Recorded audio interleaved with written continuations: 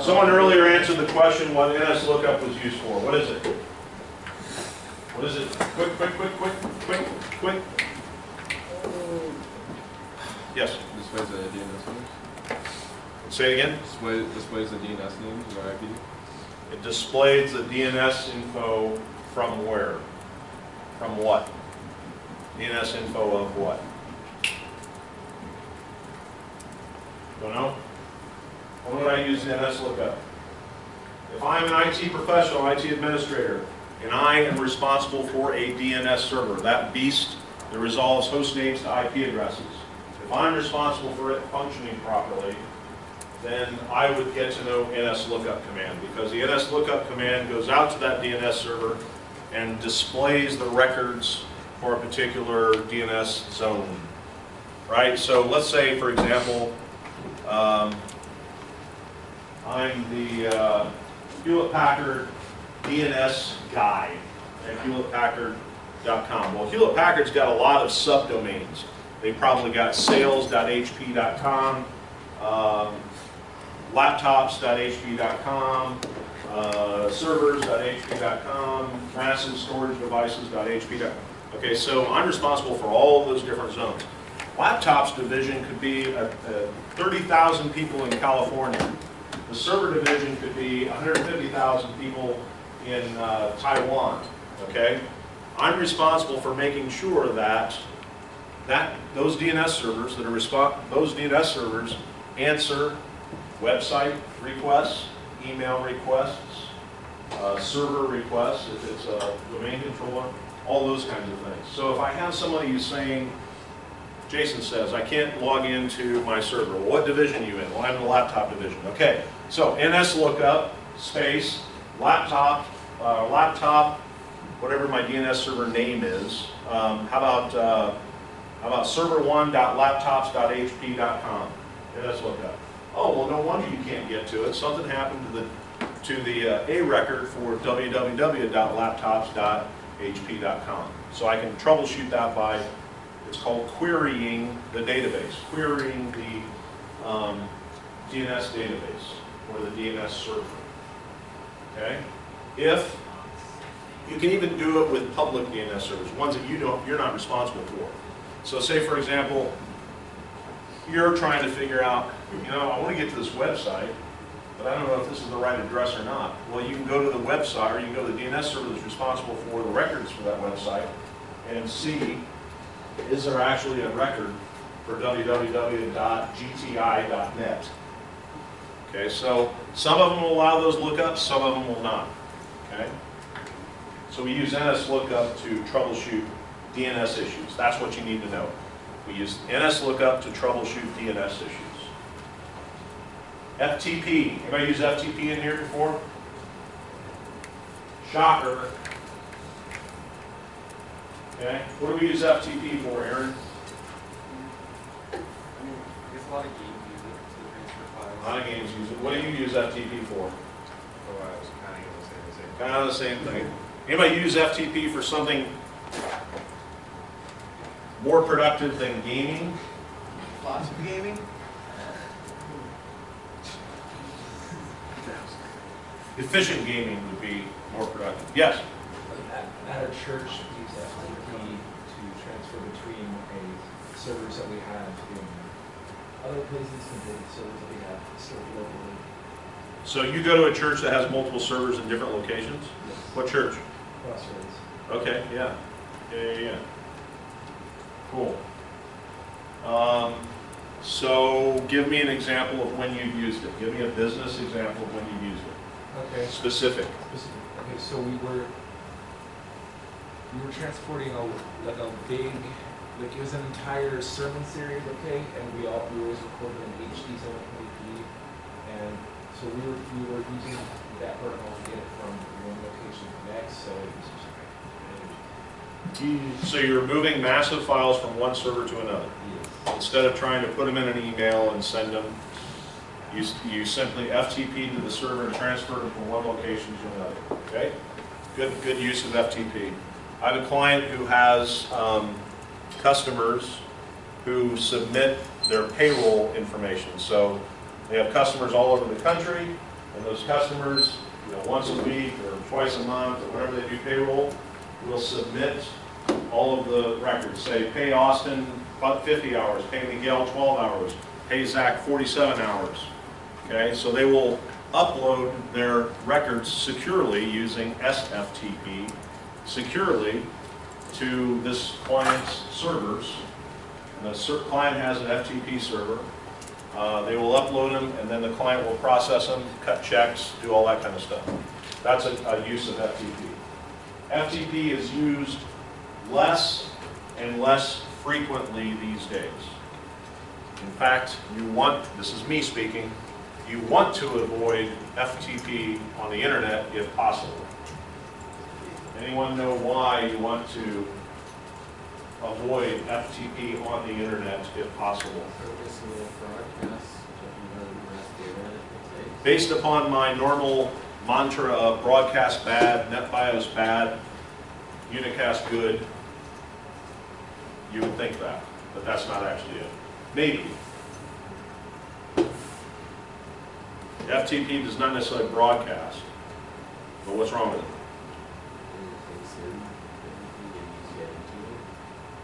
What do you mean you can get into it?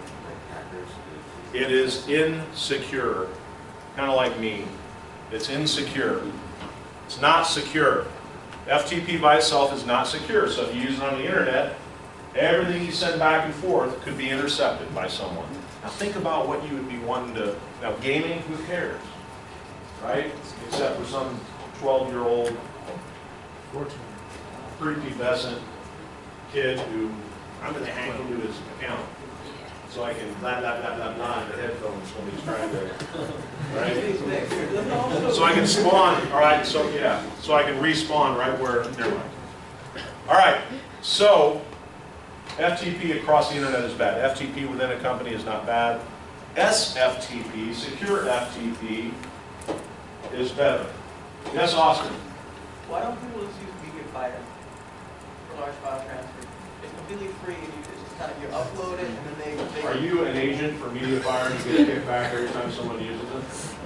I use MediaFire. Okay, good.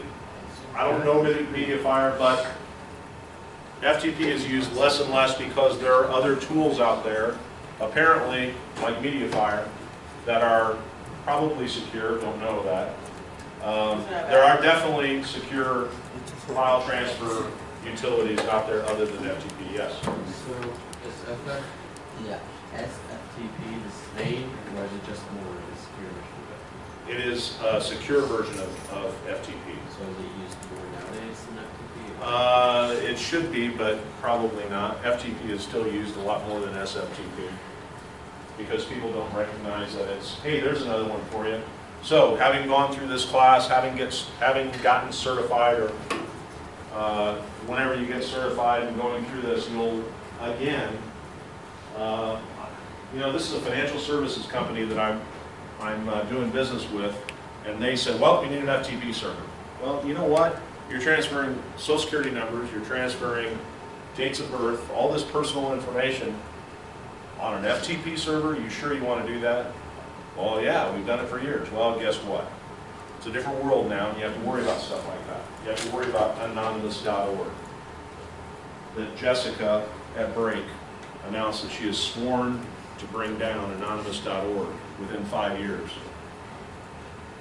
Good for her. But wait till they take out ISIS first, okay?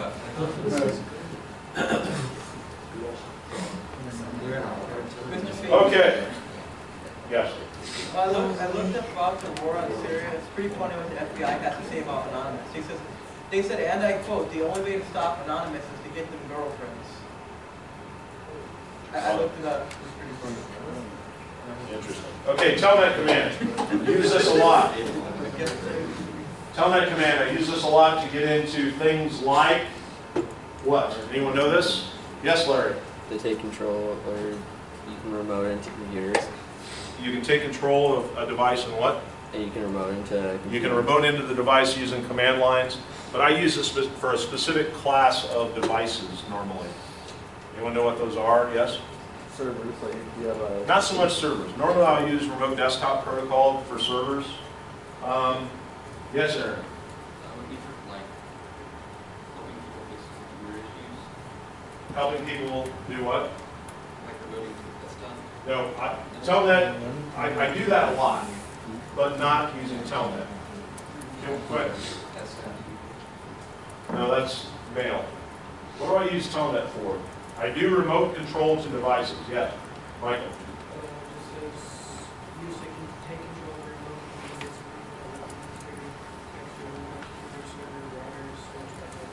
Okay. Mike just read what you have in the book. The real world application of it is very rarely do we use Telnet as IT professionals to remote into computers themselves, sometimes with servers. And Q's example of SMTP is a perfect example. Sometimes I'll use Telnet to see if a server is listening on port 20, email server is listening on port 25. So I'll do Telnet space www.smtp server, whatever the name of it is, .com space 25, which says, hey, are you listening www. whatever your name is, .com on port 25? So in a way, Quentin was right and Michael was right, but normally these days, the only time I use Telnet is when I'm trying to run commands on a router or on a switch. Because normally, these days, a router or a switch, or I'll use SSH, and even SSH is not as secure as other programs. Telnet is probably the least secure, but if you're on your private network, who cares? SSH is more secure, but it's still a security risk. But both of those are used to remote control, yes to computers, normally to routers and switches. And the example that they gave right there, Telnet space server 01 space 25. Now here's something that you're going to need to understand. If I give you a command from a command line that says Telnet space server.hp.com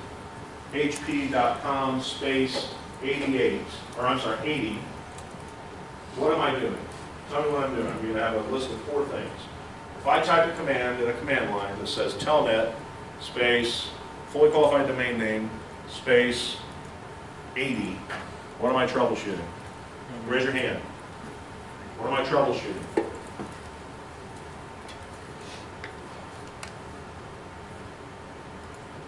We got 2 people, 3? Yes. Internet. What's that? Server used to internet.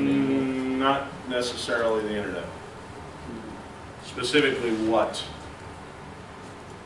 What is that server probably being used for? Yes? You're testing port 80 in that server. If I type in that command, I'm testing for port 80, yes. Yes, HTTP, port 80 is HTTP, which is used on what kind of server? Oh, for Pete's sakes. Frank, what's HTTP used for? What kind of server? I know. Jordan.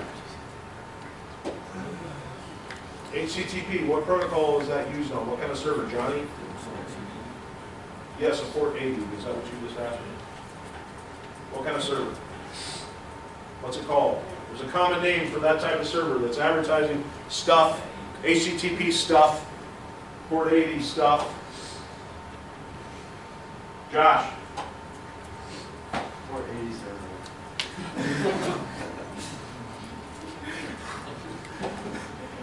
Yes. A web server.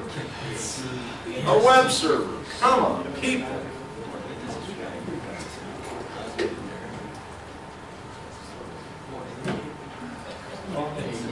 You know,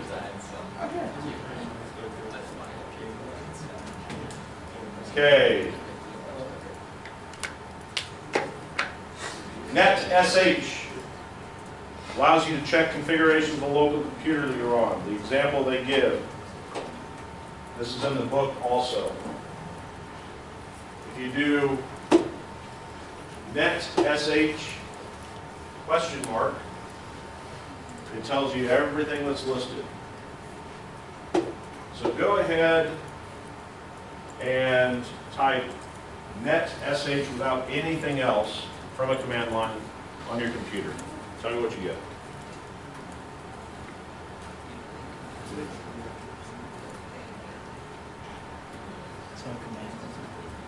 Don't get anything, do you? It gave me another thing that says net SH, and it gives you a little prompt to type more stuff. Exactly.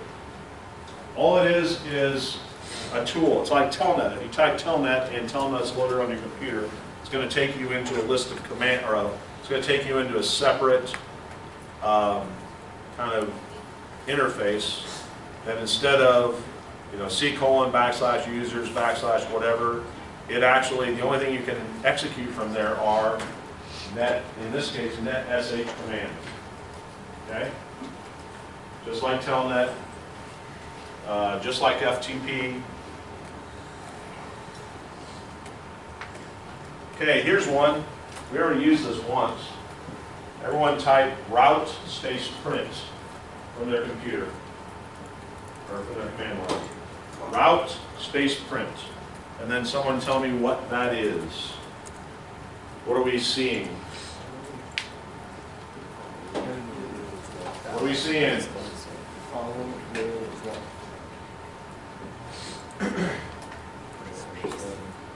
Text. We're seeing all the interface devices on our computers, the Wi-Fi, the Bluetooth, the different pieces of hardware that are connected to the. We are seeing all of the built-in, we're seeing all the interfaces that are configured on your computer, both virtual and physical. We're seeing all of the routes that are configured. Keep in mind, your computer can function as a router. Just like a Cisco router, just like a Dell router, it can function as a router, and that's what we're looking at. If you want all packets that are destined for this particular network to go out this interface instead of your wireless interface, then you would add a route command into the command line and say go out this interface instead of this. Okay? Yes? Can you just get the same thing by doing instead of All that's going to do is tell you what routes are currently running on your computer. Route, it's similar to route print, yes. But the route command itself is not just route print. It's route space -add, route space -delete, route space whatever, different commands. Okay, it does give you the same information, but the route command allows you to do a lot more. Okay?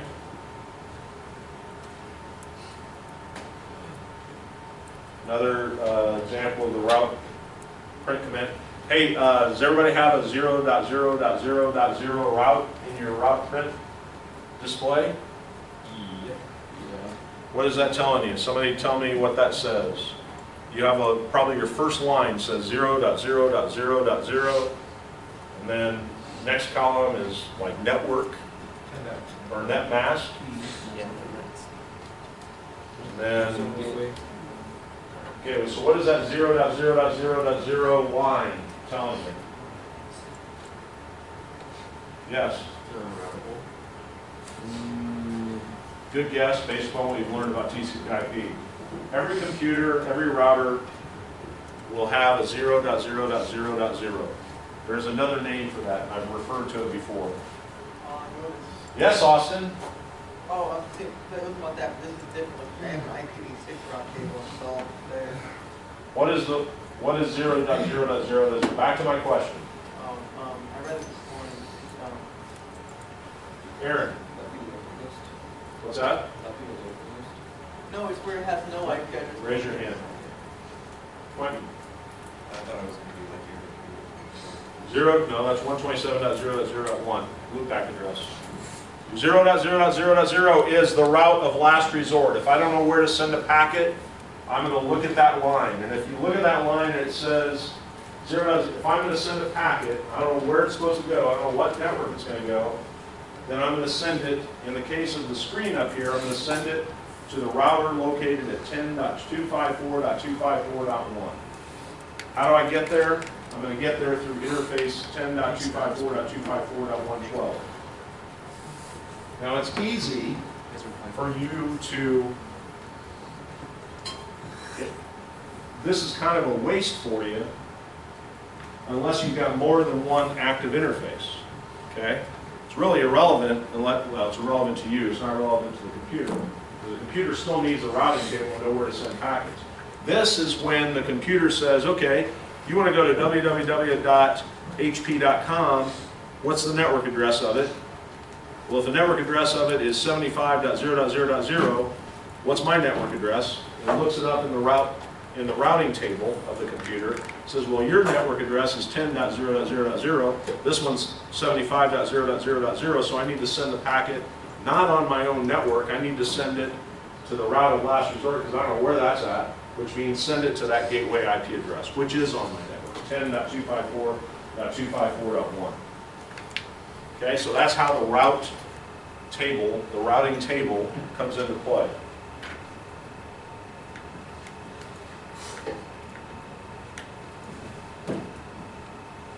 Yes, sir.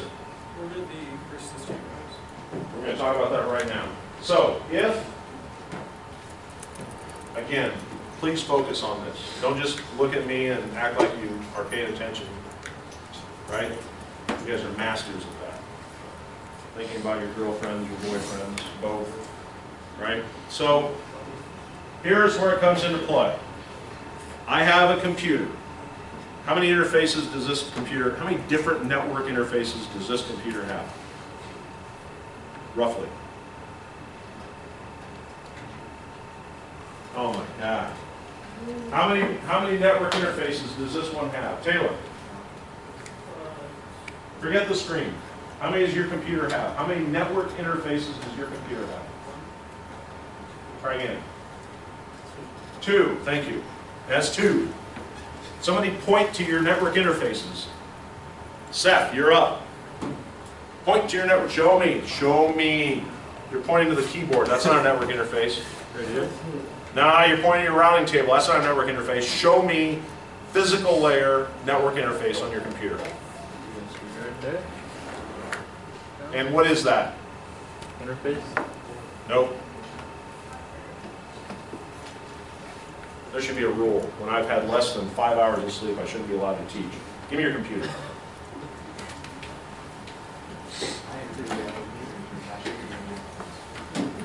Say goodbye. Where's the network interface on this? I have 2 people with their hands up. And we're in the 12th week of class. You want me to answer? Yes. Probably on the motherboard. And what is that interface? What kind of network adapter card? Thank you. Wireless interface card. I can't see it. That's one. Where's the second one? Yes, Austin. There's another Bluetooth one inside of there as well. But there's also an Ethernet one. Ethernet. RJ45 connect. Left side of your computer. Network interface. 2 network interfaces.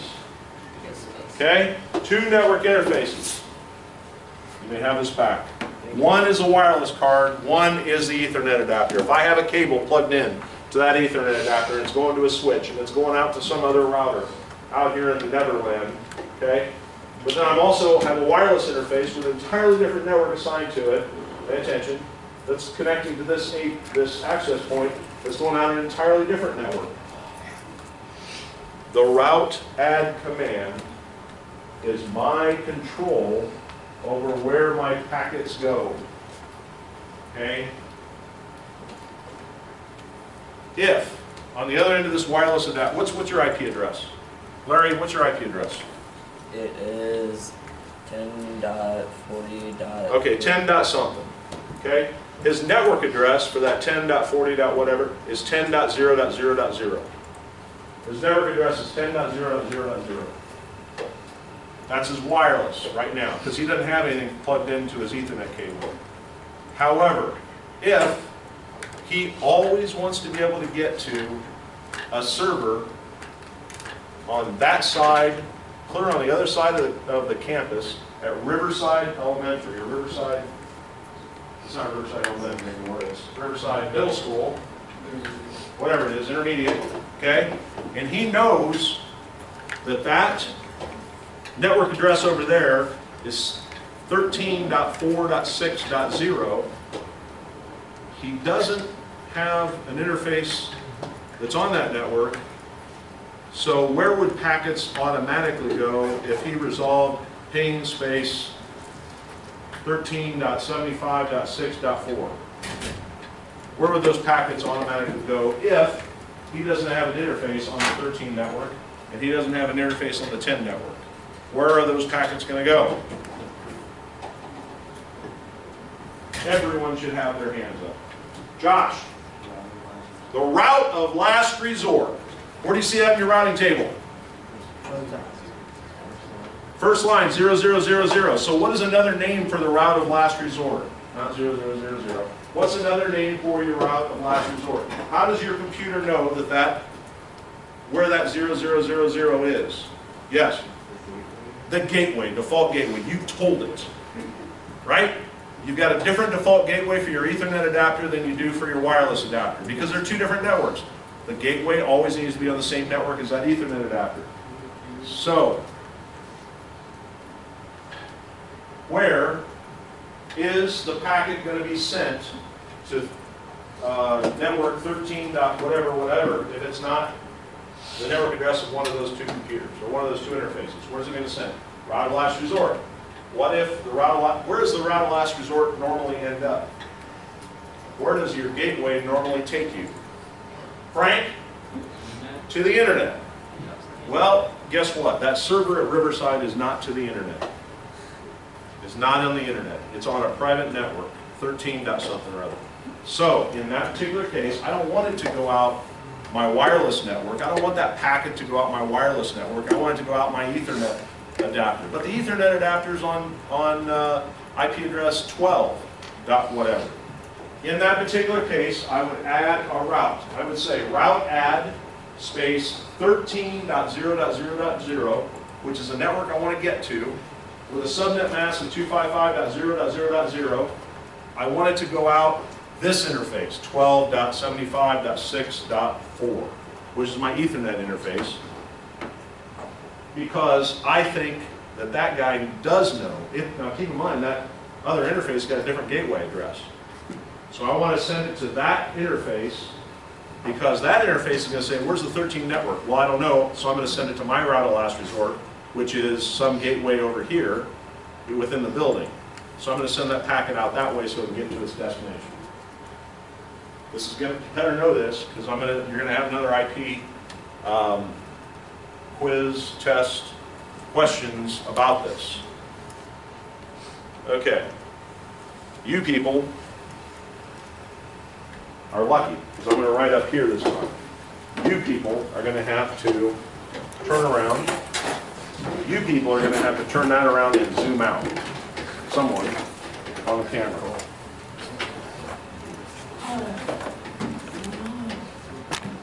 I have a PC. Zoom out, way out. I have a wireless. It does. These are just examples. I have a wireless that goes out to the internet. This wireless adapter needs to be configured, right?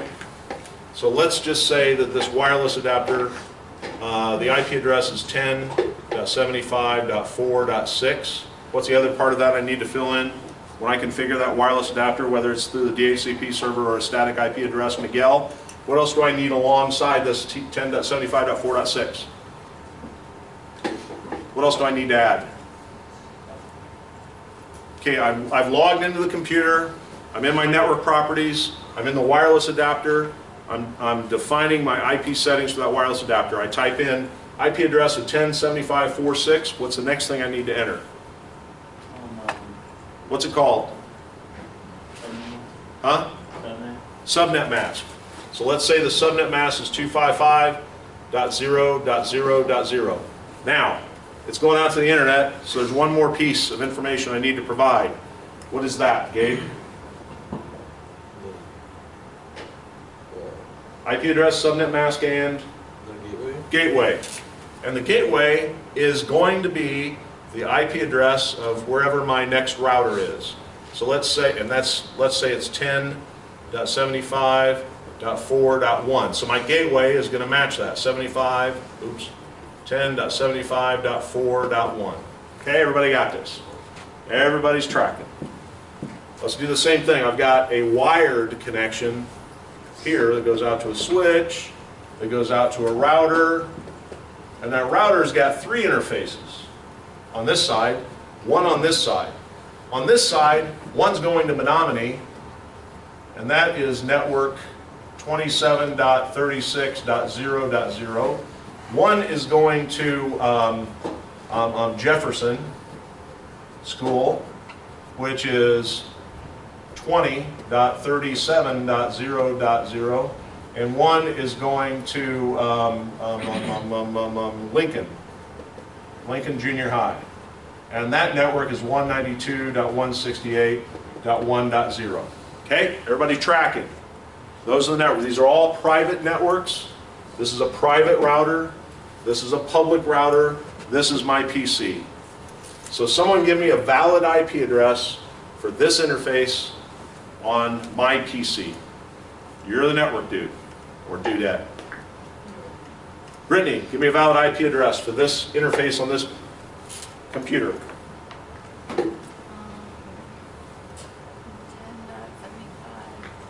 10.75.5.3. Okay, 10.75, I should have told you. Oh, no, I did. This network is 10.0.0.0 on this interface. Chances are this is going to be a different network. So give me a valid IP address.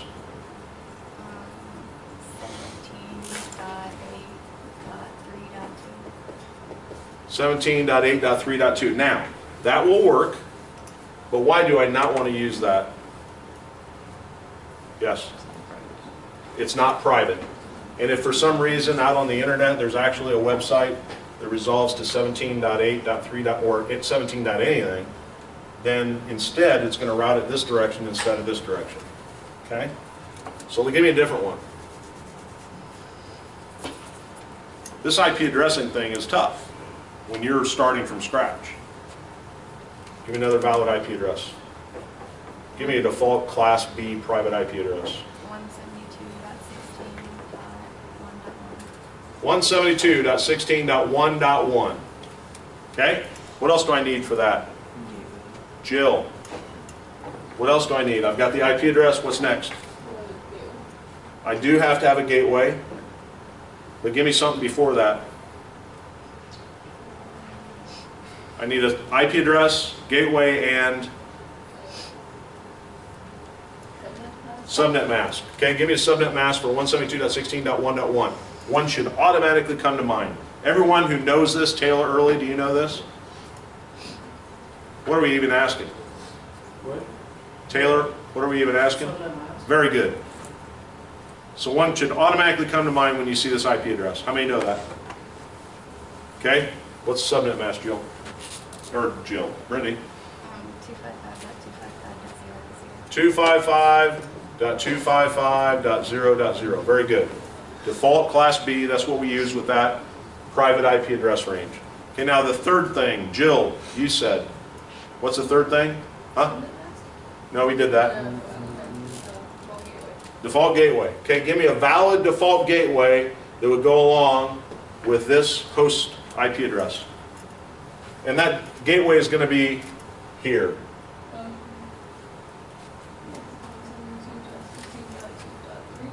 172.16. Say again over?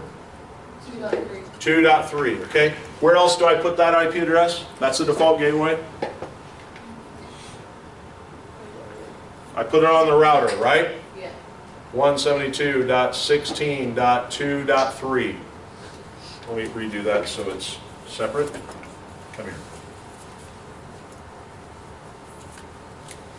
172.16.2.3. Notice these are on the same network, right? So I'll give it the same subnet mask, 255.255.0.0. This guy knows that this interface is on the same network. Now, give me the default gateway for this guy.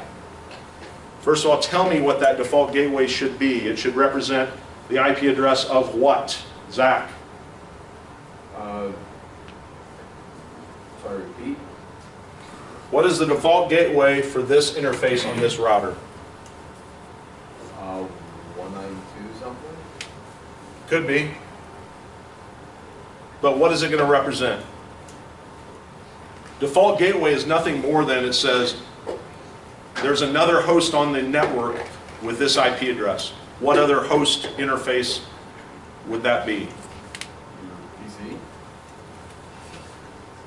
Okay, who wants to help them out? This has IP address 172.16.2.3. It needs a default gateway that's different than this, but on the same network. Well, actually, not necessarily on the same network. Yes?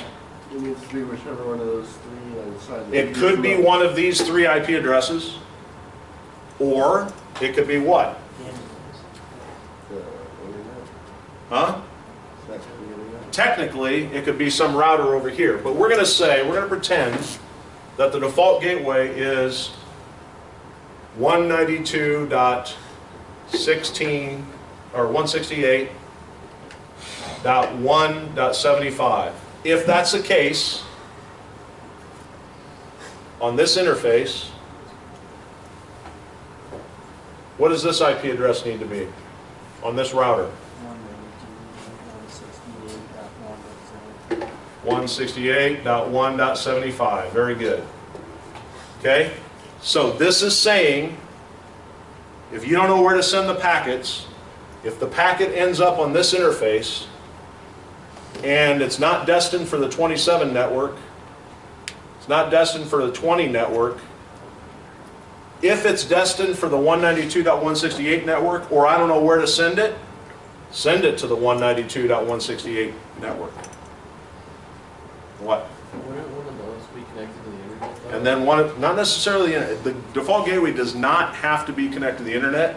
90% of the time it is. It simply has to be a route to some place where you want to send everything that you don't know where it goes. Because this could go out to the internet, or it could go to 15 other different networks. Okay, so let's back up. Reminder. This is the 10.0 network.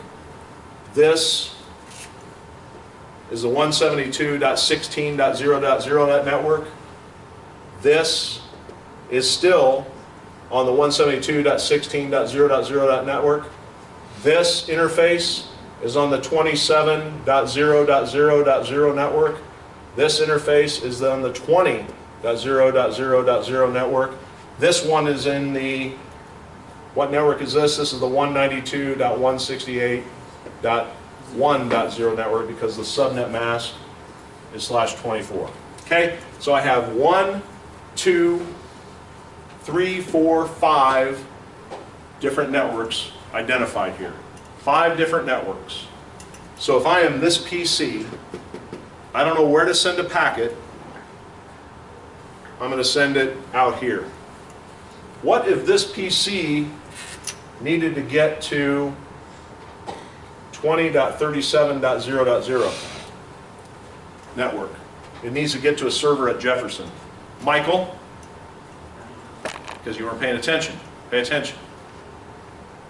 What if this PC needs to get to this 20 network? Well, if the default gateway is going to the internet and it doesn't see the 20 network on this interface or this interface, it's naturally, by itself, going to send it out the default gateway. And the default gateway is going to say, I don't have any 20 network out here, so I'm just going to dump it. Request timed out. So what can you do? Well, we can tell this PC through a route command from the command line, route space add, route space add the network you want to get to, which in this case is 20.37, actually 20.0, 20.0.0.0 with a subnet mask of 255.0.0.0, route add 20.0.0.0, interface syspc 172.16.1.1. So in other words, if a packet is destined for 20, send it out this interface, which is this IP address, using a gateway of whatever this IP address is. Did we give out this IP address? Yeah. Oh, this is a switch, sorry. It would be this, using this gateway. Gateway 172.16.2.3. Okay? Because once it gets here to this interface on this router, this guy knows where the 20 network is. So I don't need any more information. So one more time. I've got the 10 network here on this side of the PC. I've got the 172.16.0.0 network on this side of the PC. That's the only two places where this router or this PC knows. If I have a packet that's destined to 172.16.1.75, I know I have to send it out here. And it's going to find it because that's the same network. If I have a packet that's destined to 10.75.88.4, it's the same network, it knows it's going to send it out this packet. If I've got a packet that's destined to 27.36.5.6, if I don't have a route added to this PC, where's it going to send it? Where's it going to send it? To the internet router. Give me an IP address or a name for the device. If I don't know where to send it, where's it going to send it? Okay, everybody repeat after me. If I don't know where to send a packet, I'm going to send it to the default gateway. Or, if I don't know where to send it, I'll send it to the route of last resort.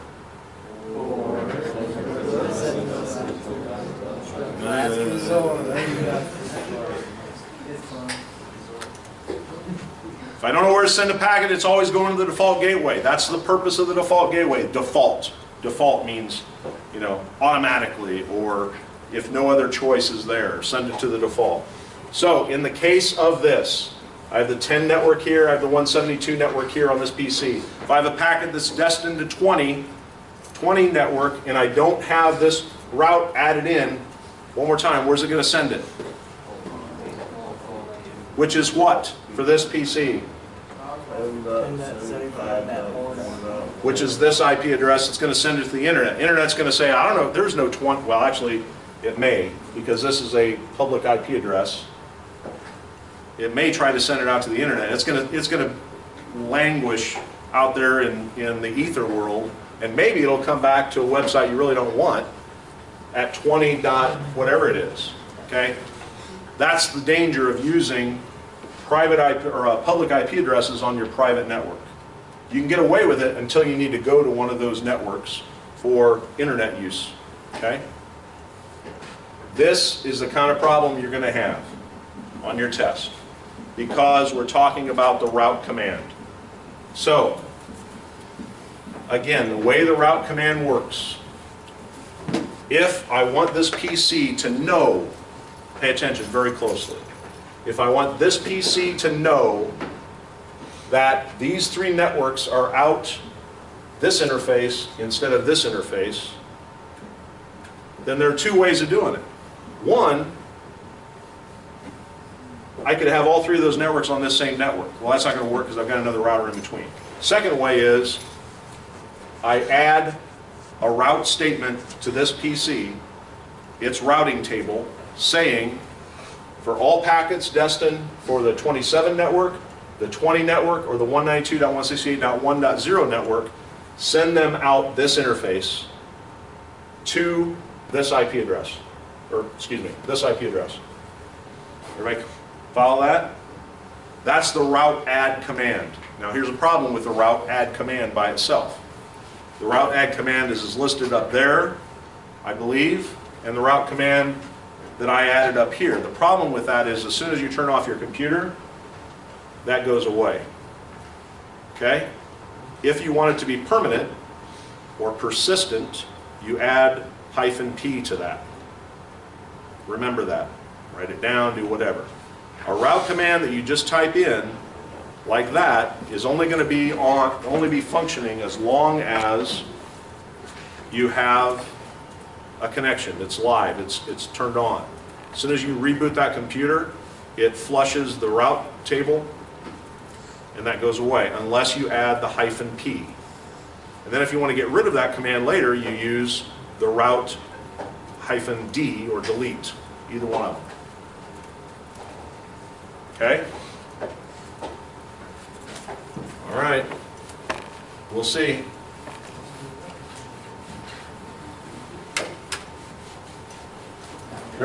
Notice, again, all this stuff builds on what we learned before. You have to understand what an IP address. You have to know how a subnet mask defines the network address for that IP address. You have to know the purpose of a default gateway. You have to know that a default gateway also has an IP address assigned to it, a minimum of 2 IP addresses, one on each interface. It has its own subnet mask. It has its own gateways associated with them. You have to know that if you want a PC to talk to another PC,